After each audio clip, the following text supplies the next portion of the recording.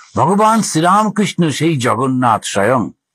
সেই জগন্নাথে তিনি কখনো নিজে যাননি। কেন? ওখান থেকেই তো সৃষ্টি, গেলেই মিলিয়ে যাবেন, ওই জন্য যাননি। শ্রী মা গেছিলেন, গিয়ে তার ছবিটা বার করে ওনাকে দেখিয়েছিলেন, এই দেখো তুমি তো আসনি, এই হচ্ছে সেই জগন্নাথ। একবার তিনি মাস্টারমশাইকে বলেছিলেন, তুমি গিয়ে যে রত্নপিড়িতে যে জগন্নাথ বসে আছেন ওকে একটু আলিঙ্গন করে নিও। তো মাস্টারমশাই তো খুব মুশকিলে পড়লেন, এটা কি করে করা যায়। তো ওখানে গেলেন, গিয়ে ভেতরে ঢুকে তিনি কিছু পয়সা মাটিতে ফেলে দিলেন।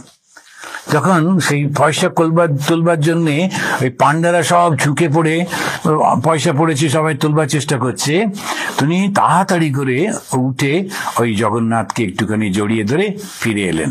ঠাকুর খুব খুশি। যখন ফিরে আসার পর মাস্টারমশাইকে তিনি একটু আলিঙ্গন করে বললেন, এই আমার জগন্নাথকে আলিঙ্গন করা হলো।